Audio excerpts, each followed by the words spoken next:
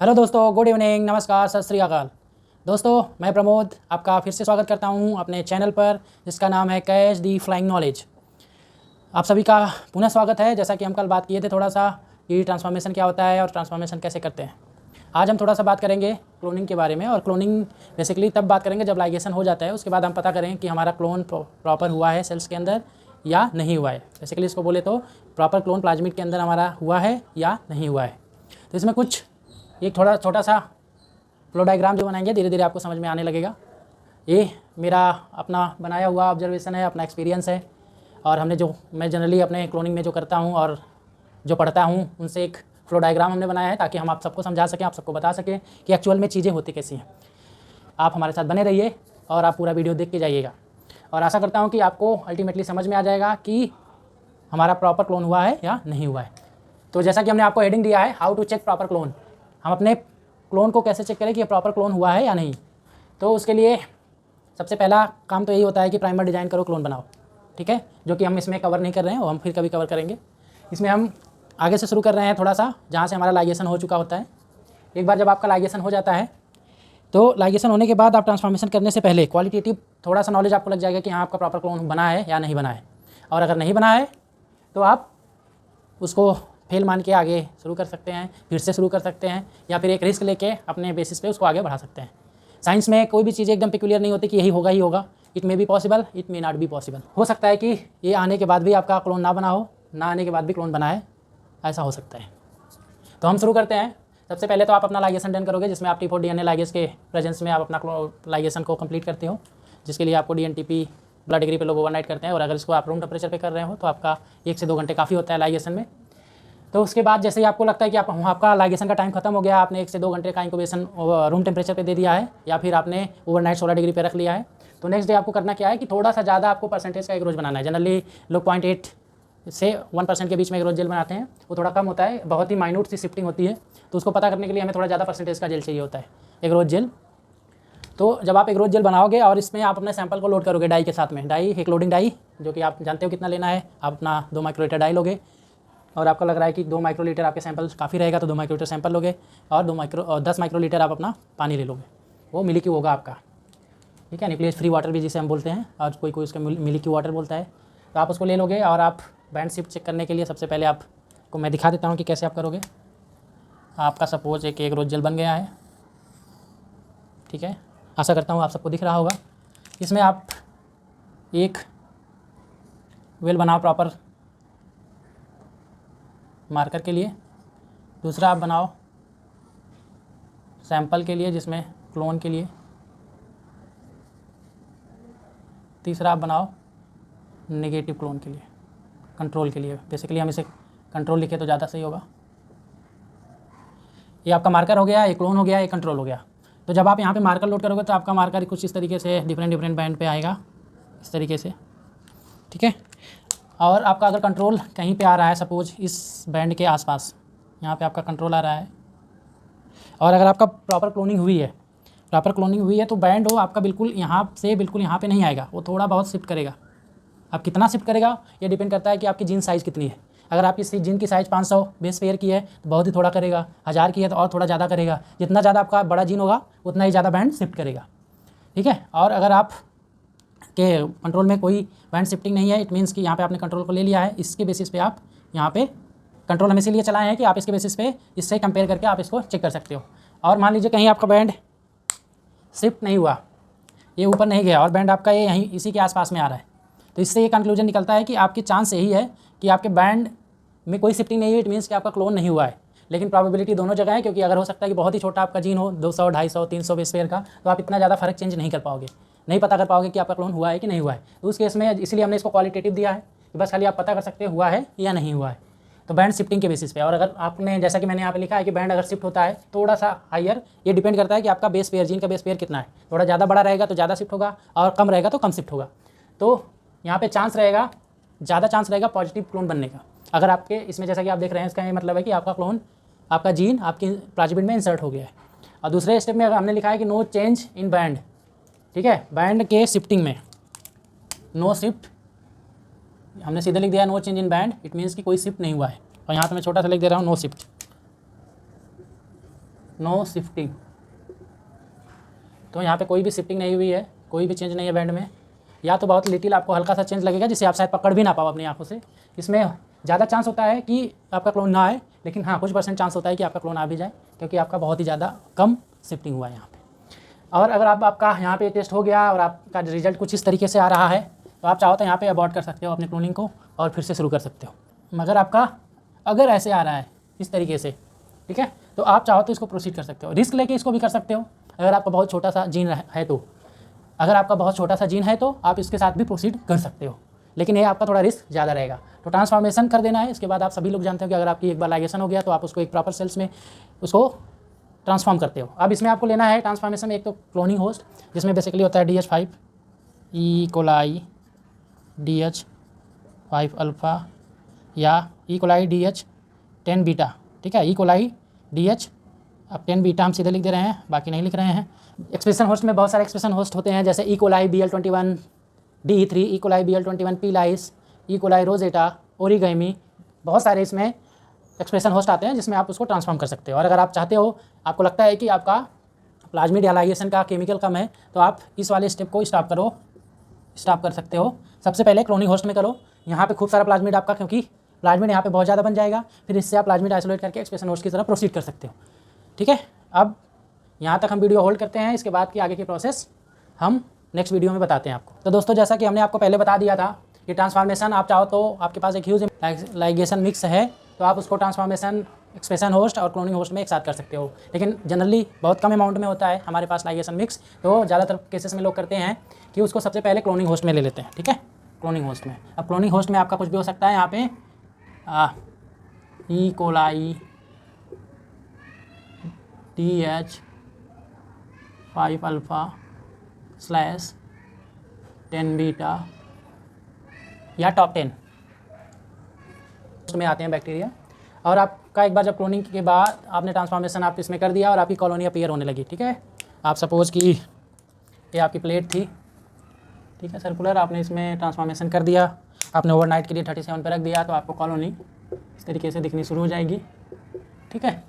और आपका पता चल गया है कि आपका क्लोन के चांसेस प्रोबेबिलिटी है कि यहाँ पे होना चाहिए, क्योंकि आपने उसमें एंटीबायोटिक्स डाला हुआ है, ठीक है। एंटीबायोटिक्स सेलेक्टेबल मार्कर की तरह होता है। जनरली लोगों से पूछा जाता है, या जो लोग नहीं जानते कि एंटीबायोटिक्स क्यों डालते हैं, ठीक है, तो एक सिंपल सा जवाब आता है, एंटीबायोटिक्स तो हम इसलिए डालते हैं कि और कोई कंटामिनेशन ना आए। नहीं भाई, वहाँ पे सिर्फ कंटामिनेशन के लिए नहीं डाला जाता है, वहाँ पे ये सेलेक्टेबल मार्कर की तरह काम करता है।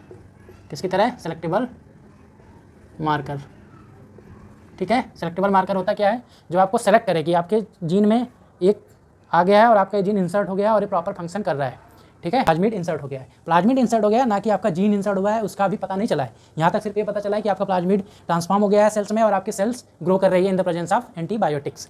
अब क्या करोगे? अब आप एक बार कॉलोनी आपको ऑब्टेन हो जाती है, आपने कॉलोनी एक बार पा लिया, तो कॉलोनी जैसे ही आपको मिलती है तो आप एक सिंपल सा CPCR बोलते हैं उसको, कॉलोनी PCR परफॉर्म कर सकते हो। लेकिन ये भी क्वालिटेटिव ही है, इस पर भी 100% रिलायबल नहीं हो सकते आप, क्वालिटेटिव एक्सपेरिमेंट ये भी है। इसमें भी सिर्फ पता चलेगा कि आपका जीन है या नहीं है। मोस्ट ऑफ द टाइम ये फॉल्स रिजल्ट की प्रोबेबिलिटी ज़्यादा होती है, प्रोबेबिलिटी ऑफ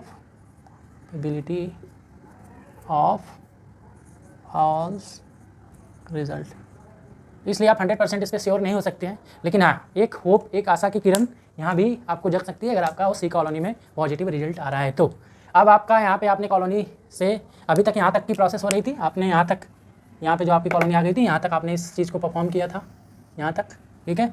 अब यहाँ से क्या करना है? फर्दर कल्चर करना है। फर्दर कल्चर के लिए आपका सूटेबल एंटीबायोटिक्स होगा, ठीक है। अब एंटीबायोटिक्स कुछ भी हो सकता है आपका, एम्पीसिलिन, कैनामाइसिन, टेट्रासाइक्लिन, जो भी आपने अपने जीन में इंसर्ट किया हुआ है। सबसे ज़्यादा जो यूज होती है एंटीबायोटिक्स तो कैनामाइसिन और एम्पीसिलिन होती है। तो उसके प्रेजेंस में आप LB मीडिया में उस एक कॉलोनी को, सिंगल कॉलोनी को पिक करोगे, ठीक है, उसको इसमें कल्चर लगा दोगे। लेकिन यहाँ पे सबसे बड़ा चैलेंज ये होता है और बहुत ही आपको ख्याल रखना होता है यहाँ पे, कभी भी आपको ऐसा लगता है कि आपका ट्रांसफॉर्मेशन आ गया, आपका क्लोन बन गया है, तो वहाँ पे कभी भी आप सिर्फ एक कॉलोनी को नहीं लोगे। ये कॉलोनी की प्रोबेबिलिटी समझ लो कि इस तरीके से कुछ होती है। एक कॉलोनी लिया आपके पूरे प्लेट में 1 2 3 4 5 6 7 8 9 1:9, आप अब इसको डिवाइड कर लो कितना आएगा, ठीक है। उतने चांसेस होते हैं आपके क्लोन बनने के। हो सकता है कि आपका एक ही में आ जाए, लेकिन एज मच एज पॉसिबल जितना आपको लग सकता है, जितना ज़्यादा आप कॉलोनी ले सकते हो, आप जितना ज़्यादा कॉलोनी ले सकते हो उतना ही ज़्यादा अच्छा है। आप यहाँ पे 1 2 3 4 5 6, मैं अपने केसेस में क्या करता हूँ कि 5 से 7 या कभी कभी मैं 10 भी ले लेता हूँ। 10 कॉलोनी को एक साथ में लगा देता हूँ प्राइमरी कल्चर पे, ठीक है। प्राइमरी कल्चर से इसका प्राइमरी काफ़ी होता है, आप उससे एक सफिशिएंट 15 से 20 ml आप लगाओ, उससे आप प्लाज्मिड आइसोलेट करो। उस प्लाज्मिड को आइसोलेट करने के बाद ये यहाँ से आपकी कहानी अब शुरू होती है। अब यहाँ पे आपको एक प्लाज्मिड मिल गया है, हमने यहाँ पे स्टार कर दिया है। आप इसको समझ रहे होंगे कि आपको एक बार सेल से प्लाज्मिड मिल गया, आपका स्टोरी अब यहाँ से शुरू होता है, ठीक है। अब स्टोरी कैसे होता है, अब आ जाओ, बोर तो नहीं लग रहा है ना। एक्चुअली जब आप इसे करोगे ना तो आपको बहुत ज़्यादा इंटरेस्ट आएगा, बहुत ही मज़ेदार चीज़ है ये। अभी आप जस्ट इमेजिन करते जाओ कि हमने यहाँ पे प्लेट पे बैक्टीरिया को ग्रो करा दिया, फिर वहाँ से हमने प्राइमरी कल्चर लगा दिया, फिर वहाँ से हमने प्लाज्मिड आइसोलेट कर लिया, ठीक है। प्लाज्मिड आइसोलेट करने के बाद रिस्ट्रिक्शन डाइजेशन करते हैं।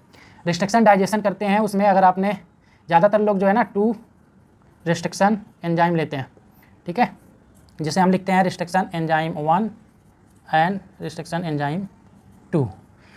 तो जब भी क्लोन करते हैं रिस्ट्रिक्शन एंजाइम 1 और 2 डाल के करते हैं तो उससे इसको डाइजेस्ट कर देते हैं। तो अब जैसे सपोज मैं आपको थोड़ा सा यहाँ से बताना चाहूँगा कि अगर आपने यहाँ पे रिस्ट्रिक्शन डाइजेशन कर दिया है तो आप जेल चलाओगे, जेल कुछ ऐसा चलेगा आपका, ठीक है। यहाँ पे आपका मार्कर हो जाएगा, ठीक है। यहाँ पे आपका कंट्रोल हो जाएगा, यहाँ पे आपका डाइजेस्टेड हो जाएगा।